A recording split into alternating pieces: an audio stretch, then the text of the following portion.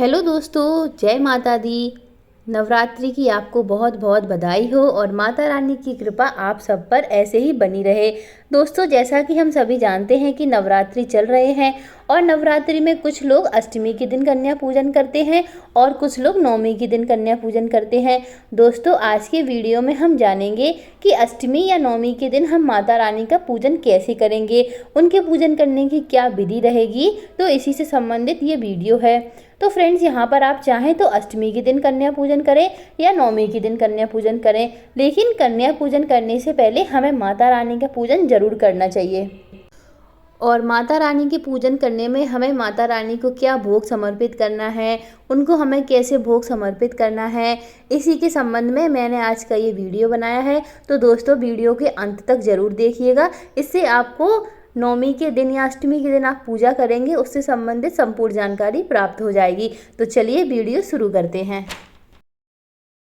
तो दोस्तों, जब भी आप यानी कि अष्टमी या नवमी के दिन जब भी आप कन्या पूजन करेंगे, उस दिन सुबह जल्दी उठकर स्नान आदि करने के बाद सबसे पहले हम चौकी की साफ़ सफाई कर लेंगे।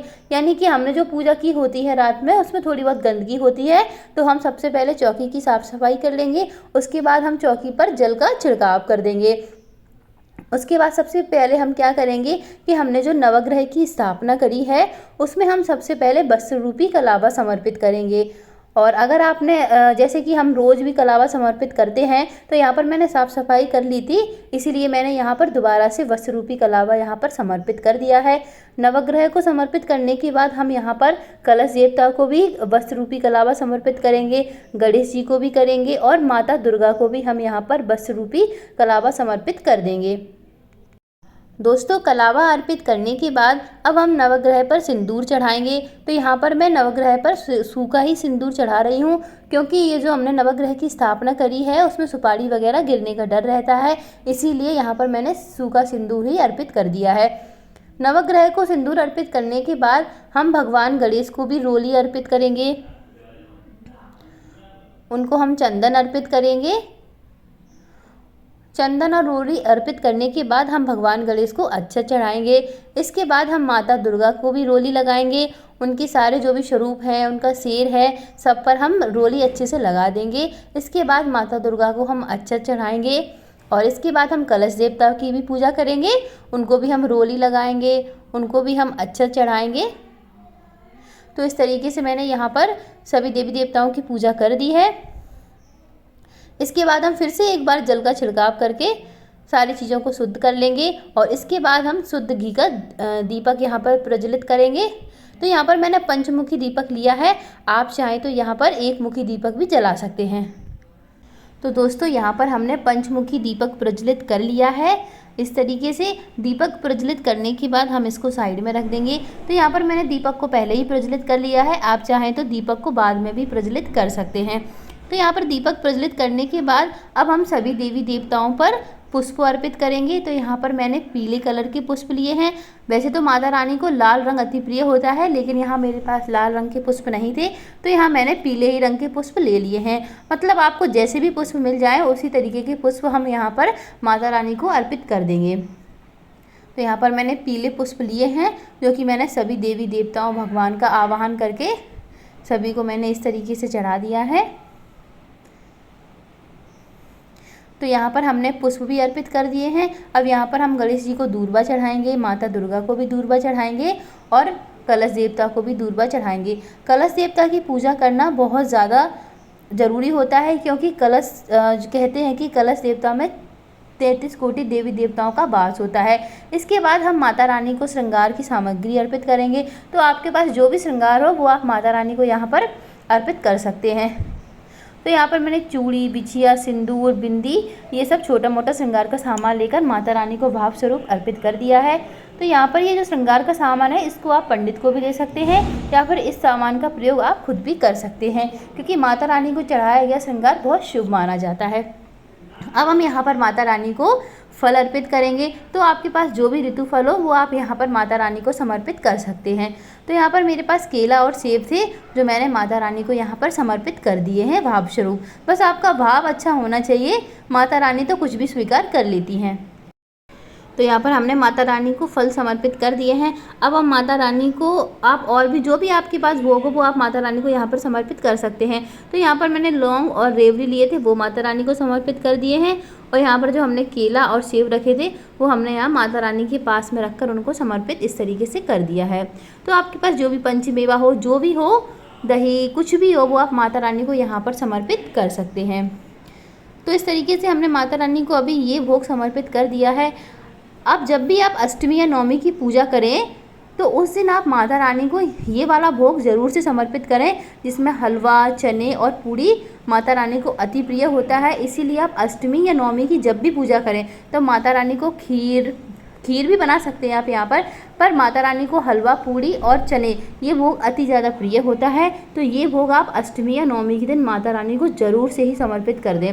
तो यहाँ पर मैंने जो भोग बनाया है वो यहाँ पर मैं माता रानी को भाव स्वरूप समर्पित कर दे रही हूँ, क्योंकि अष्टमी या नवमी के दिन जिस दिन भी आप कढ़ाई करते हैं उस दिन आप ये वाला भोग माता रानी को ज़रूर से दें। माता रानी को ये भोग बहुत ज़्यादा प्रिय होता है। तो इस बात का आप लोग विशेष रूप से ध्यान रखें। जो भोग चढ़ा रहे हैं वो आप ज़रूर चढ़ाइएगा, पर ये वाला भोग माता रानी को आप अवश्य दें। यहाँ पर आप आटे का हलवा बनाकर भी माता रानी को समर्पित कर सकते हैं। तो यहाँ माता रानी को हमने भोग समर्पित कर दिया है। इसके बाद हम माता रानी को यहाँ पर जल समर्पित करेंगे। दोस्तों, माता रानी भाव की भूखी होती हैं। आप माता रानी को कुछ भी खिलाएं, कुछ भी समर्पित करें, वो सब कुछ स्वीकार कर लेती हैं। बस आपको माता रानी में सच्ची श्रद्धा होनी चाहिए, इस बात का ध्यान रखें। दोस्तों, इसके बाद हम माता रानी का छोटा सा हवन करेंगे, क्योंकि ये छोटा सा ही हवन होता है, इसीलिए ये अष्टमी या नवमी के दिन हमें हवन करना ज़रूरी होता है। हवन करने के लिए हम एक उपले को जला लेंगे, उस पर माता रानी के भोग को समर्पित करेंगे। तो जब भी हम माता रानी को भोग समर्पित करते हैं तो यहाँ पर सबसे पहले तो मैंने यहाँ पर उपले को सुलगा लिया है। उसके बाद यहाँ पर हम कपूर रख लेंगे और कपूर से इस हवन कुंड में अग्नि प्रज्वलित कर लेंगे। तो इस तरीके से मैंने यहाँ पर कपूर रख लिया है। अब हम इसमें अग्नि प्रज्वलित करेंगे। कहते हैं कि नवमी के दिन हमें ये हवन ज़रूर करना चाहिए, और नवमी के दिन ही क्यों, आपको ये हवन नवरात्रि के 9वें दिन तक ज़रूर करना चाहिए। और आप शाम के समय नहीं कर पा रहे हैं तो सुबह के समय ये हवन आपको ज़रूर करना चाहिए। तो यहाँ पर हमने अग्नि को प्रज्वलित कर लिया है, देख सकते हैं आप लोग। अब हम इसमें लौंग के जोड़े चढ़ाएंगे। तो यहाँ पर लौंग के जोड़े को हमने घी में डुबोकर इस तरीके से माता रानी को हम समर्पित कर रहे हैं। तो यहाँ पर हमने हवन कुंड में लौंग के जोड़े की आहुतियाँ दे दी हैं। अब इसके बाद हम हवन कुंड में जो हमने भोग बनाया था उसको समर्पित करेंगे। कहते हैं कि आप कितनी भी बड़ी पूजा पाठ या अनुष्ठान कर लें, उसमें अगर आप ये भोग अग्नि देवता को समर्पित करते हैं तो कहते हैं कि वो भोग सीधा देवी देवताओं तक पहुंच जाता है। इसीलिए आप हवन में भोग को ज़रूर समर्पित करें। तो यहाँ पर हमने 5 आहुतियाँ भोग की दे दी हैं। तो इस तरीके से यहाँ पर अब हम थोड़ा सा और कपूर रख लेंगे, इसे हम अग्नि को अच्छे से प्रज्वलित कर लेंगे। इसके बाद यहाँ हम 4 से 5 आहुतियाँ घी की देंगे। घी की आहुतियाँ देना भी ज़रूरी होता है। और दुर्गा माता का आपको जो भी मंत्र आता हो, ओम ह्रीं श्रीं क्रीं चामुंडाय विच्चे नमः, उसका हम 5 बार उच्चारण करते हुए इस तरीके से अग्निदेव को हम घी की आहुतियाँ प्रदान करेंगे। इसके बाद आपने जो भी भगवान माता रानी को प्रसाद चढ़ाया है उसकी हम यहाँ पर आहुतियाँ दे देंगे। तो यहाँ पर मेरे पास रेवड़ियाँ थी, तो यहाँ पर मैंने उसकी आहुतियाँ माता रानी को दे दी हैं। तो यहाँ पर हमने सारा भोग प्रसाद जो भी है उसकी हमने यहाँ पर आहुतियाँ दे दी हैं। अब इसके बाद हम धूप दीप प्रज्वलित कर लेंगे और यहाँ पर अग्नि देवता की आरती करेंगे। तो यहाँ पर हमने अग्नि देवता की आरती कर दी है और सारे देवी देवताओं की भी हम यहाँ पर आरती कर लेंगे। उसके बाद यहाँ पर हम अग्निदेव को जो है जल समर्पित करेंगे। आप कोई सा भी हवन करें, छोटा या बड़ा, कोई भी अग्यारी करें, उसमें जब हम जो है हमारा हवन पूर्ण हो जाता है उसके बाद हमें इस तरीके से जल का छिड़काव ज़रूर करना होता है, तभी हमारा यहाँ पर हवन संपन्न माना जाता है। तो इस तरीके से यहाँ पर मैंने जल भी अग्नि देवता को समर्पित कर दिया है। तो इस तरीके से यहाँ पर हमारा हवन पूर्ण रूप से संपन्न हो गया है। और इसके बाद अब हम गणेश जी की आरती करेंगे, क्योंकि गणेश जी सबसे प्रथम पूजनीय माने जाते हैं, इसीलिए सबसे पहले हमें गणेश जी की आरती करना चाहिए। या फिर कोई भी पूजा पाठ करें आप तो सबसे पहले हमें गणेश जी को ही आमंत्रित करना चाहिए, उनका ही हमें सबसे पहले आवाहन यहाँ पर करना चाहिए। तो यहाँ पर हम गणेश जी की आरती कर देंगे। आपको जो भी गणेश जी की आरती आती हो वो यहाँ पर आप गणेश जी की आरती भावपूर्ण तरीके से करिए। तो इस तरीके से हमने यहाँ पर गणेश जी की भी आरती को संपन्न कर लिया है। अब यहाँ पर हम दुर्गा माता की आरती करेंगे। तो यहाँ पर मैं कपूर को प्रज्वलित करके माता दुर्गा की आरती करूँगी। आप यहाँ पर दिए या फिर धूप बत्ती से भी माता दुर्गा की आरती कर सकते हैं। तो यहाँ पर कपूर को मैंने प्रज्वलित कर लिया है और यहाँ पर हम सभी देवी देवताओं का ध्यान करते हुए माता दुर्गा की आरती करेंगे। आपको माता दुर्गा की जो भी आरती आती है उसको आप यहाँ पर कर सकते हैं, बस मन में श्रद्धा होना चाहिए। तो ये देखिए हमने यहाँ पर माता दुर्गा की आरती को संपन्न कर लिया है। उसके बाद जब आपकी आरती संपन्न हो जाए तो घर में सभी जो भी आपके घर में सदस्य हैं सभी को आप आरती दे दें। और आरती देने के बाद सबको हम प्रसाद भी यहाँ पर वितरित कर देते हैं। और एक बात और यहाँ पर मैं आपको बता दूँ कि आपने जो भी कलश में नारियल लगाया हुआ है उस नारियल का या तो आप प्रसाद बनाकर कन्याओं को दे सकते हैं, नहीं तो आप इस कहीं कहीं पर भी क्या होता है कि ये जो नारियल होता है उसको मंदिर में चढ़ा दिया जाता है या फिर नदी में प्रवाहित कर दिया जाता है। तो आपके यहाँ जैसा होता हो आप उस तरीके से इस नारियल का प्रयोग कर सकते हैं। हमारे यहाँ क्या होता है कि इस नारियल को जो है तोड़ के इस प्रसाद स्वरूप इसको कन्याओं को वितरित कर दिया जाता है और घर में जितने भी सदस्य होते हैं उनको भी वितरित कर दिया जाता है। तो इस तरीके से यहाँ पर हमने माता रानी का पूजन कर लिया है।